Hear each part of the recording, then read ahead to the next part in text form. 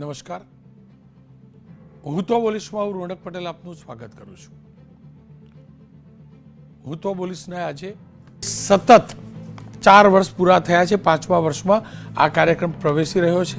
સતત 4 વર્ષ એટલે કે 1461 દિવસ મારામાં, હું તો બોલીશની ટીમમાં, એબીપી અસ્મિતામાં વિશ્વાસ રાખ્યો છે. આપે સતત 8થીનો મને નિહાળ્યો છે. પ્રમાણિક રીતે મેં પ્રયાસ પણ કર્યો છે કે જેટલા પણ મુદ્દા મારા ગુજરાતને સ્પર્શતા છે તે આ માધ્યમથી ઉઠાવું. આપ તમામનો આભાર. અને એટલે જ આભાર સાથે શરૂઆત કરું છું 1461મા એપિસોડના. 5મા વર્ષમાં કાલે પ્રવેશ થયા આવ્યો, પરંતુ 4થા વર્ષના અંતનો આ છેલ્લો એપિસોડ, અને કાલથી 5મા વર્ષની શરૂઆત થશે. 1461મા એપિસોડના 2 મુદ્દા છે. પહેલો મુદ્દો છે આ વેશમાં પણ શૈતાન વેશ ધર્મગુરુનો. અને કોઈ ધર્મગુરુ શૈતાન હોય ને ત્યારે ચોક્કસથી બોલવું પડે, કારણ કે ધર્મગુરુ જો શૈતાની કરે તો એ સમાજ માટે જોખમરૂપ છે. અને બીજો મુદ્દો છે ચોરીની પાઠશાળા. એક મોટો પર્દાફાશ છે. કોલેજની અંદર કેવી રીતે માસ કોપી થાય છે તેનો એક વિદ્યાર્થી નેતાએ પર્દાફાશ કર્યો છે. પુરાવા રજૂ કર્યા છે, આરોપ લગાવ્યા છે. એ આરોપોની સચ્ચાઈના મૂળ સુધી જવાનો પ્રયાસ કરીશ. પરંતુ આ તમામના વિશ્વાસ સાથે શરૂ કરવા જઈ રહ્યો છું આ વેશમાં પણ શૈતાનના મુદ્દે ચર્ચા.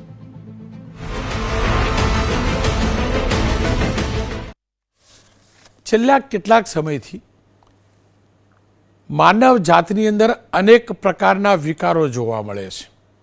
અને વિકારોનું સૌથી વધુ કોઈ શિકાર બને છે તો આપણી બહેન દીકરીઓ બને છે.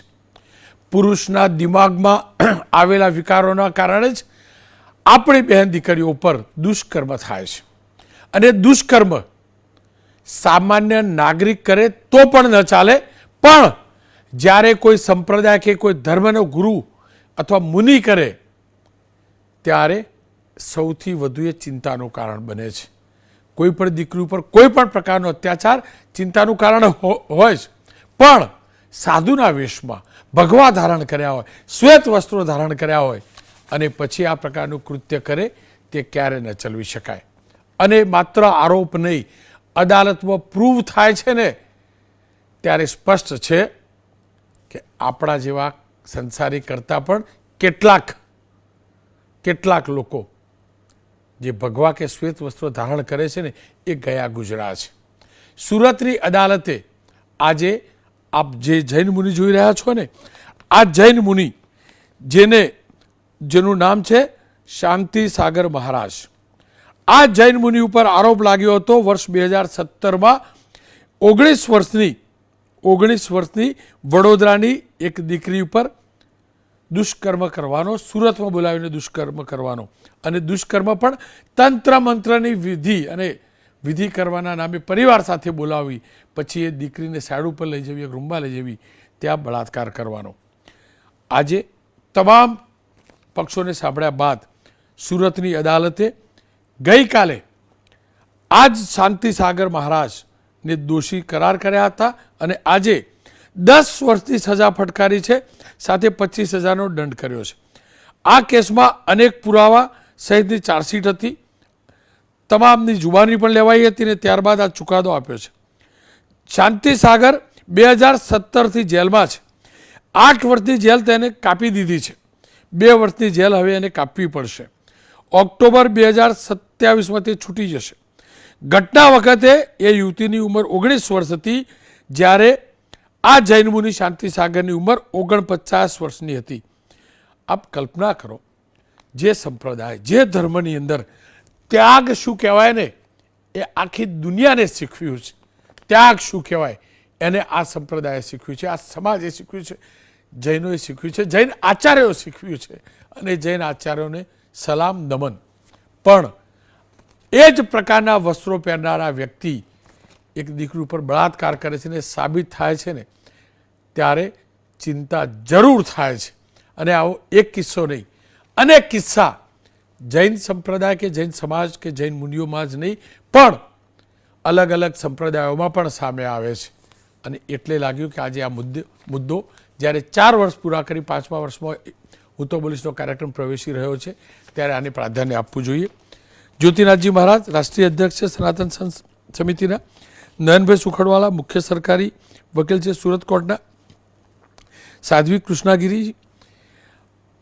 મેં નયનભાઈ સુખડવાલા સાથે વાત કરી જાણવાનો પ્રયાસ કર્યો છે કે આ જૈન મુનિવાળો આખો ઘટનાક્રમ હતો શું.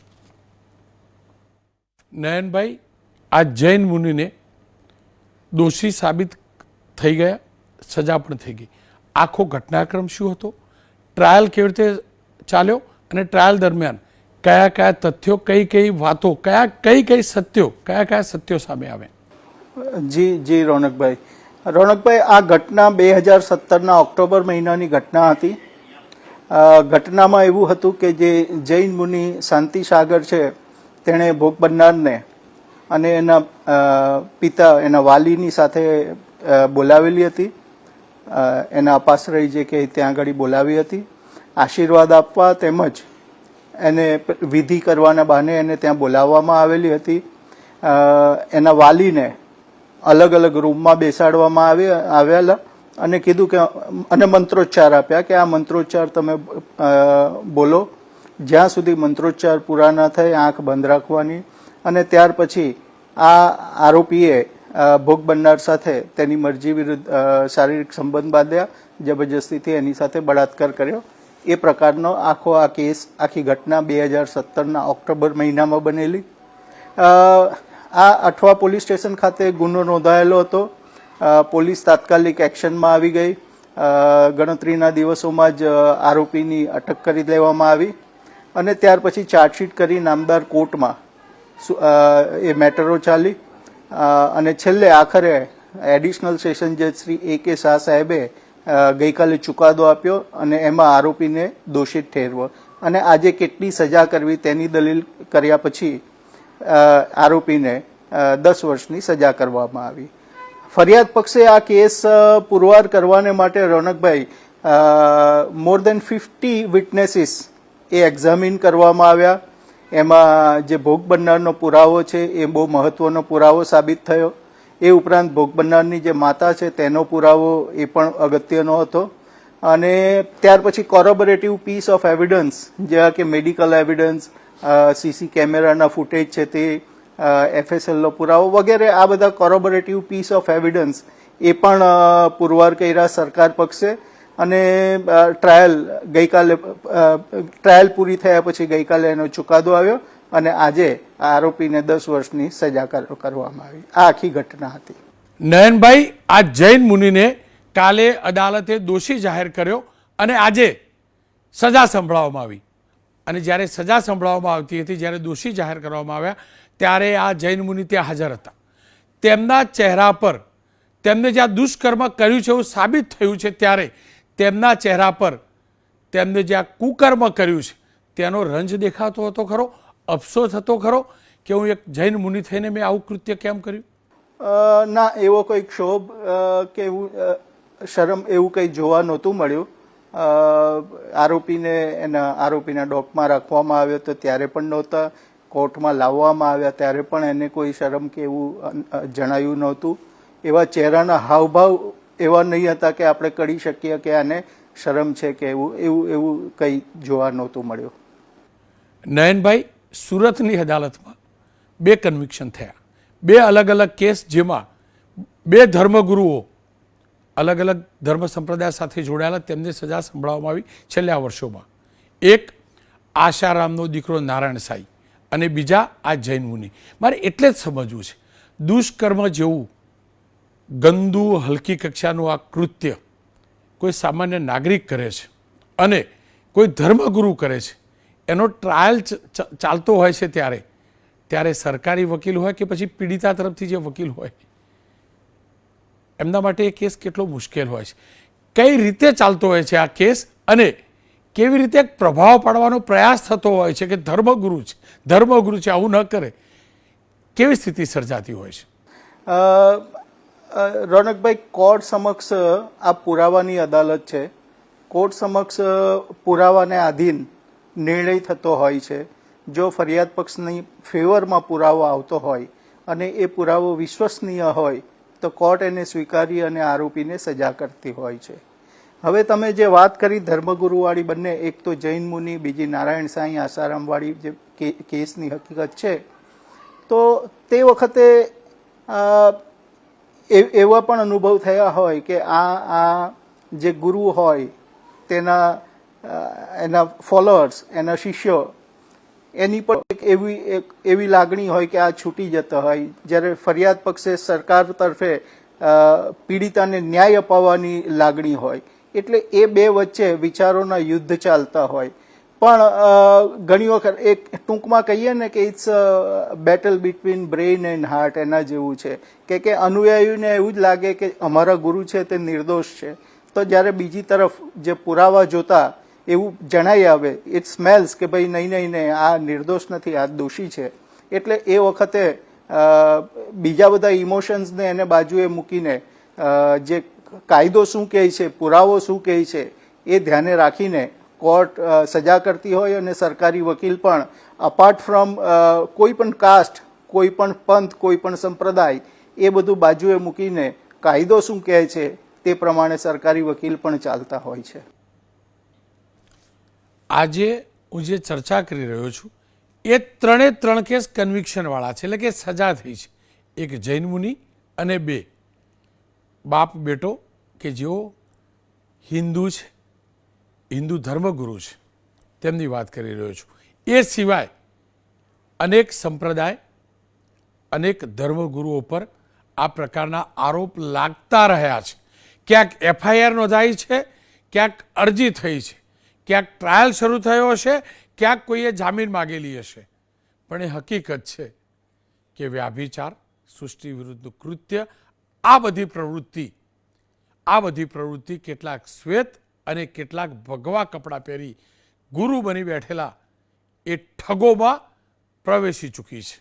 હું એ તમામ ગુરુ, તમામ સંપ્રદાયના ધર્મગુરુને સલામ કરું છું જેમને સમાજ સુધારાનું કાર્ય કર્યું છે, જેમને સંસ્કૃતિને આગળ વધારી છે. પણ જે લોકોએ આ સંસ્કૃતિ વિરુદ્ધ કૃત્ય કર્યું છે તેમના માટે બોલવું જરૂરી છે, એ વિશે ચર્ચા કરવી જરૂરી છે. અને આપ તમામ લોકો જાણો છો અલગ અલગ મીડિયામાં એવા કયા સંપ્રદાયના કોણ ધર્મગુરુઓ પર આરોપ લાગ્યા છે અને પછી પકડાતા પણ નથી, ભગાડી દેવામાં આવે છે. જે તે સંપ્રદાયવાળા એમ કહે છે કે અમારા ફિરકાના નથી. આવું પણ થાય છે. મારી સાથે સાધ્વી કૃષ્ણાગીરીજી જોડાય છે. સાધ્વીજી, મારે એ જ સમજવું છે, ભગવા વસ્ત્રોમાં, શ્વેત વસ્ત્રોમાં જેમને અમે નમન કરીએ છીએ, એ લોકોમાં આવા વિકાર કેમ?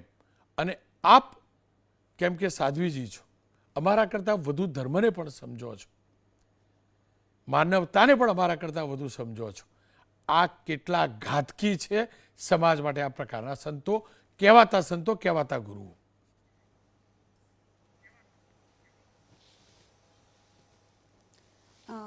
મારા ઓમ નમો નારાયણ આપ સર્વેને. આ જે માનસિકતા છે વ્યભિચારની, એ એક પાપીના અંદર બહુ જ પહેલાંથી પનપતી હોય છે. આ નીચ પ્રકારના, આ નીચ કોટીના વ્યક્તિ, જેને આપણે દ્રાપરમાં અને ત્રેતામાં રાવણ અને કંસના નિમિત્તે જાણતા હતા, એ આ કળિયુગમાં બહુ જ વધુ પડતા વધી ગયા છે. શરમ આવે છે અમને પણ આજે આ ન્યૂઝ ચેનલમાં આવી અને એક સાધુના પક્ષમાં આ રીતનું વાણી આપતા કે બોલતા. શરમ આવી જોઈએ આવા નીચ કોટીના વ્યક્તિઓને. આ લોકોની માનસિકતા પહેલાં તો એમની વાસનાઓ અને ઇન્દ્રિયો, જેનો એમને ક્યારેય પણ અંદરથી સંયમ કર્યો જ નથી, અને ધર્મની આડ લઈ, સંપ્રદાયોની આડ લઈ અને આ ધર્મ અને સંપ્રદાયને બદનામ કરવાનો, એને ભ્રષ્ટ કરવાનો એમનો જાણે મૂળભૂત હેતુ હોય એવું જ એમનું આ ષડયંત્ર હોય એવું અમને લાગે છે. આ વિકૃત પ્રકારના વ્યક્તિઓ કહેવાય. એમને હવે એમની માનસિકતાના વિશે શું બોલવું, એ અંદરથી કેટલા હદે ગંદકીથી ભરી ગયેલા હશે. એમના વિચારો, એમના સંસ્કારો, એમના આદર્શો બધું જ વ્યભિચારની અંદર ડૂબાડૂબ ઢોળાઈ ગયું હશે. અને આવા લોકો પછી પાપ કરતા સહેજ પણ ડરતા નથી, ગભરાતા નથી, વિચારતા નથી, અને એમને નથી ધર્મનો ભય નથી માનવતાનો ભય, નથી સમાજનો, નથી દેશનો કે નથી દુનિયાનો, અને પરમાત્માનો ભય તો ક્યાંય છે જ નહીં. અને આજે અત્યારે વકીલ સાહેબના મોઢેથી સાંભળ્યું કે એમના 60 થી 70 સાક્ષીઓ હતા. બધાની સાક્ષી લઈ અને સબૂતો લઈ અને પછી એને આ સજા કરવામાં આવી. શું આ 10 વર્ષની સજા એના માટે પર્યાપ્ત? તત્કાળ જ એનું એન્કાઉન્ટર કરી લેવું જોઈએ કે એને ફાંસી આપી દેવી જોઈએ. તો બીજા આવા પાપીઓને બળ મળતા થોડાક ડરે, થોડાક ગભરાય. અહીં મને મારા મતનું પૂછવામાં આવ્યું છે. તો આ વિકૃત પ્રકારના વ્યક્તિઓ સાધુના વેશમાં, ધર્મના વેશમાં, માણસના ગ્રહસ્થીઓના વેશમાં બધી જ જગ્યાએ ફરી રહ્યા છે. અત્યારે પશ્ચિમી સંસ્કૃતિનું અનુસરણ, ધર્મને સાચી રીતે ના જાણવું, સંપ્રદાયોના વાડામાં વેચાઈ જવું, આપણા જે વાસ્તવિક ધર્માચાર્યો છે, વાસ્તવિક આપણું ધર્મ, વેદ, પુરાણ, શાસ્ત્ર છે એનું સારી રીતે એનું અધ્યયન ના કરવું અને એના પિતાને પણ વિચારવું જોઈતું હતું. અત્યારે જ્યારે આ વાત આવી રહી છે અને હું સાંભળી રહી છું કે એના પિતા પોતે પુત્રીને 19 વર્ષની વયે એ સાધુના હસ્તે કરી નાખી અને એ સાધુ બંધ દરવાજાના અંદર શું કરી રહ્યો હતો એ મુનિ, એ જોવાની ચેષ્ટા સુધી ના કરી. આટલો આંધળો વિશ્વાસ એના પિતાએ કેમ કર્યો? જવાન દીકરીને એક સાધુના આવી તંત્ર વિદ્યાઓ કરીને ક્યાં જવું તું? આ તંત્રના નામે, આ યંત્રના નામે આ બધા ગોરખ ધંધાઓને બળ આપવા વાળા આપણે પોતે જ છીએ. પરિવાર જ એને બળ આપે.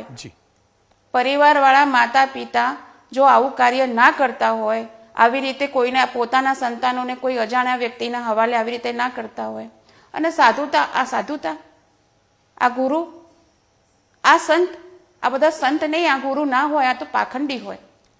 એમના હવાલે આપણું બાળક કરતા પહેલા આપણે 1000 ની કરોડો વખત વિચાર કરવો જોઈએ.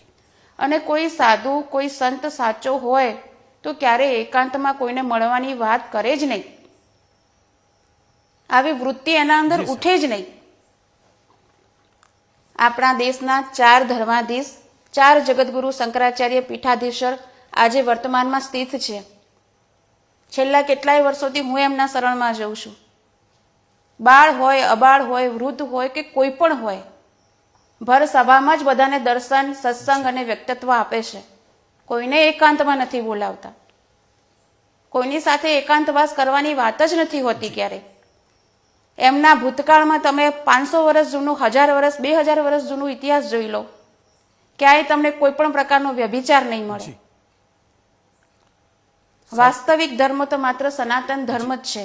અને સનાતન ધર્મની અંદર વેદ, પુરાણ, શાસ્ત્ર, ધર્મ, અર્થ, કામ, મોક્ષની પ્રાપ્તિ માટે તમને શાસ્ત્રોક્ત પૂરેપૂરું ગણિત સાથે, પૂરેપૂરા સંસ્કારની સાથે તમને જીવન જીવતા શીખવાડે છે. જી સાધ્વીજી, આ બધા વાડાઓમાં પડીએ એટલે આવું બધું દુઃખ થાય. સાધ્વીજી, આપનો ખૂબ ખૂબ આભાર. ખેર ફરી એકવાર કહીશ, એ દીકરીના પિતાએ ચોક્કસથી પહેલ કરી, કમસે કમ ફરિયાદ નોંધાવી, એટલે એ પરિવારને સલામ. પણ હા, કોઈ પણ ગુરુના આવા અંધવિશ્વાસમાં ના આવવું જોઈએ. હકીકત છે, એ કોઈ જૈનમુનિ હોય કે પછી કોઈ પણ ધર્મ, કોઈ પણ સંપ્રદાયના ગુરુ હોય, આસ્થા ચોક્કસથી સંપ્રદાયમાં હોય, આસ્થા ધર્મ હોય, આસ્થા સંસ્કૃતિમાં હોય, આસ્થા કોઈ વ્યક્તિની વાતોમાં ન હોઈ શકે. મારી સાથે જ્યોતિનાથજી મહારાજ જોડાયા છે. જ્યોતિનાથજી મહારાજ ત્યાગ, સમર્પણની ભાવના શીખવે છે જૈન ધર્મ.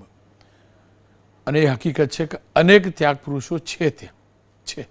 એવી જ રીતે આપ જે ભગવા કપડાં પહેરો છો એની અંદર પણ એવા અનેક ત્યાગ પુરુષો પણ છે. પણ એ પણ તો છે ને, તમારા જેવા જ વેશની અંદર આશારામ પણ છે, નારાયણ સાહેબ પણ છે.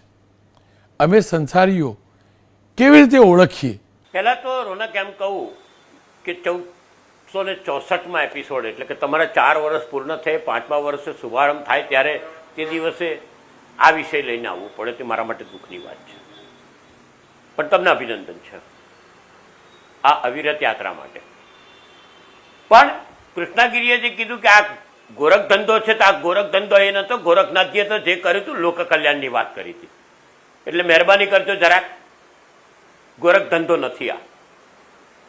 આજે સમાજની અંદર સૌથી મોટી તકલીફ એવી છે કે વિકાર અને સઠ વિકાર, તમે શરૂ કર્યું હતું પ્રિયમ્બલ, તેની વાત કરું.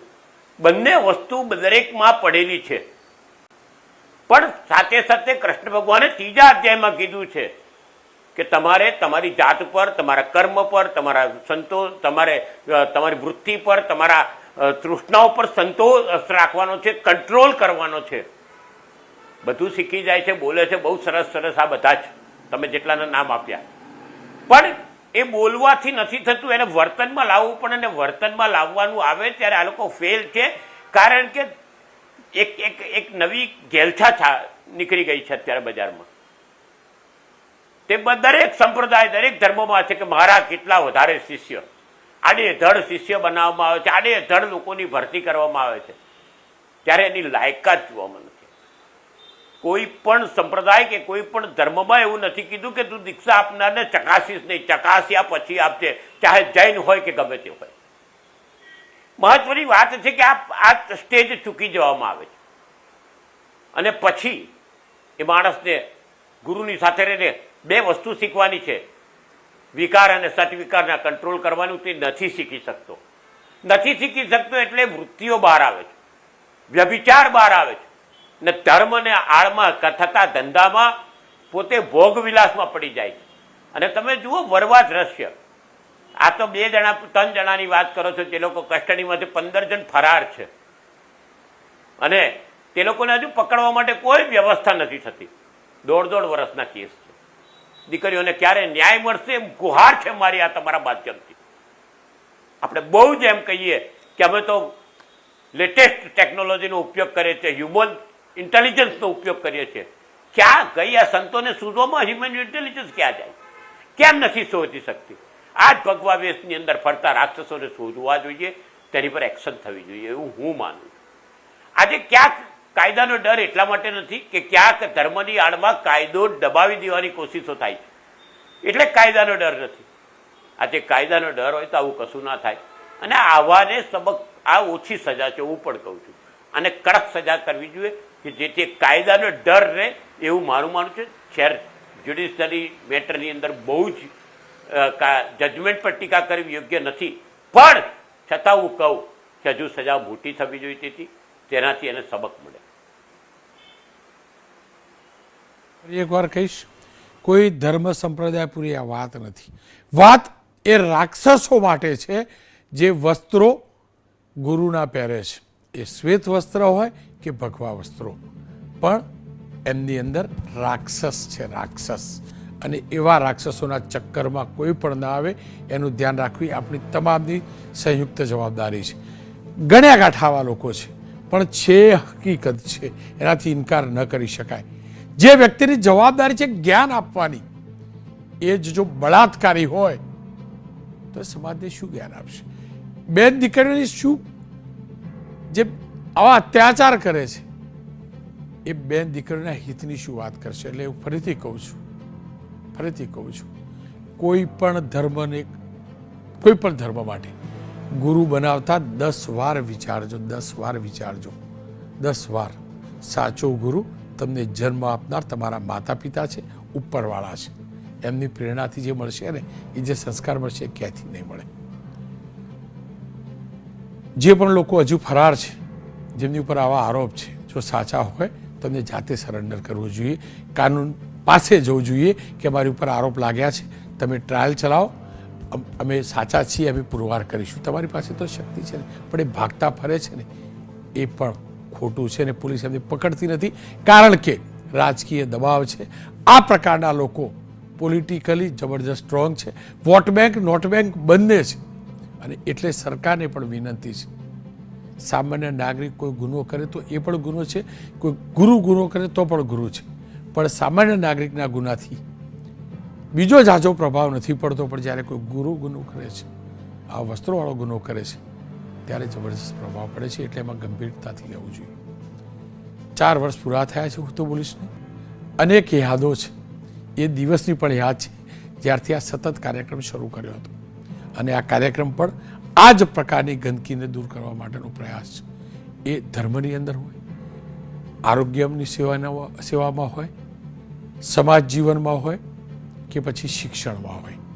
અને શિક્ષણની અંદર લાગેલો લૂણો કાઢવા વિરામ બાદ કરીશ આ જ પ્રકારના એક મુદ્દે વાત.